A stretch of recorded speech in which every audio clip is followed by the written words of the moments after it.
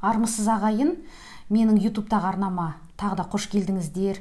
Біз өзіміздің дәстүрімізді бозбай, қазақтың ұлттық мәдениетіндегі ән, күй, жыр, жалпы шығармалардың тарихына тоқталамыз. Батырым өзі маман ретінде, әнші ретінде, зерттеуші, ұстаз ретінде өзінің ұстаздарынан естіген, үлкен кісілерден естіген, таза дерекке негізделген әңгімелерді ғана айтады, ойдан шығарылған емес. Бүгін біз қандай әнге тоқталамыз? Бүгін енді қазақ әнінің жалпы кәсіби әншілік өнердің іргесін салып, оны дамытқан Біржан Сал деген бабамыз бар ғой. Сол кісінің Ақ тентек деген әні туралы айтайық. Жалпы енді Біржанның орны ерекше, қазақтың мәдениетінде алатын орны ерекше. Біздің анау қара өлеңнен бастап алатын әншілік өнерді кәсіби деңгейге алып шыққан алғашқы қазақ осы Біржан. Және Біржаннан қаншама қазақ даласындағы сал серілер сабақ алып, өзіне ұстаз санаған. Тіпті кезінде Романовтардың әулетінің алдында өнер көрсетуге барған Мұхит Мерәліұлы да Біржан Салдың алдында ән салып, Біржан Салдың батасын алған деген дерек бар. Бұл туралы Сағадат деген әнші ағамыз бар батыс Қазақстанда. Сол кісі өте жақсы айтады осы туралы. Кезінде Дала Думанға келген аға ғой. Енді мына жаңағы Біржанның бүгінгі айтылатын әңгіме Ақ тентек деген әніне қатысты айтайық деп отырмын мен. Мына Біржан Салдың қыз едің ақ тентектің ажыратың-ай, ешкімнен кейін емес салтанатың-ай, алыстан ат терлетіп келгенімде жүрмекен аман есен перизатым-ай деп келетін өлеңі бар, әні. Сол Ақ тентек Біржанның әндерінің ішіндегі өте бір ерекше, құрылымы жағынан да әрі орындаушыдан сондай бір асқаған шеберлікті талап ететін, шағын болса да орындауға күрделі ән бұл. Бұл Ақ тентек дегенде өте мықты адам болған. Мына Біржанның жаңағы әнді тектен текке шығарып отырған жоқ. Ол да өзі өнерден құралақан емес, қара жаяу адам болмаған. Соның ауылына түсіп тұрған Біржан, ауық-ауық. Сол кезде жаңағы Ақ тентектің қызы кімді ажарды көріп, соның көркіне, ақылына, парасатына сүйсініп айтып отырғанда әні ғой бұл Біржанның. Қосымжан Бабақов деген әнші атамыз болған, Қорғалжын өңірінің тумасы. Сол кісінің орындауында бізге кең тарады, әрі таспаланып қалды. Одан кейін осы әнді бір биікке шығарған әншілердің бірі бұл өзіміздің Қайрат ағамыз Байбосынов. Бұл сонда неше жас мөлшерінде шығарған Біржан Сал? Енді оны дәп басып айту қиын.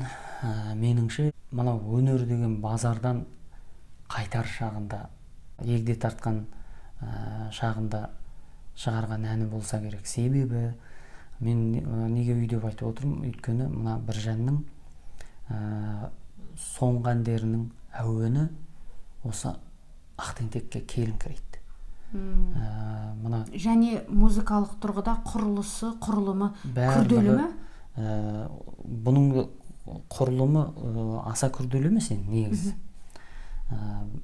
Бірақ жаңағы мына латтық жүйені айтқанда қарапайым адамдарға түсінікті болсын, көңілді лат пен көңілсіз лат дейміз, мажор, минор, халықтық фригийский, дарийский, ионийский деген латтар бар өзі. Сол латтардың алмасып отыруы бір әннің бойында. Мына Ақ тентекте латтар солай алмасып келіп отырады. Тура осы дүние, осындай сарын әуен Біржанның Теміртас, Айбозым сияқты әндерінде келеді. Соған сабақтас болып келеді. Демек, соған қарағанда мен ойлаймын, өмірінің кәдімгі есейіп, мынау жаңа айттым ғой, өнер жәрмеңкесінен кетіп бара жатқан шағында шығарған ән деп ойлаймын. Өйткені мына әуені мысалы мынадай: қыз едің ақ тентектің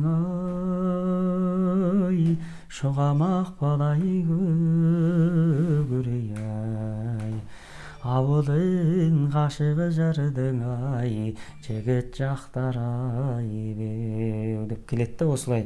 Енді жаңағы ай бозым, айқай бозым ай,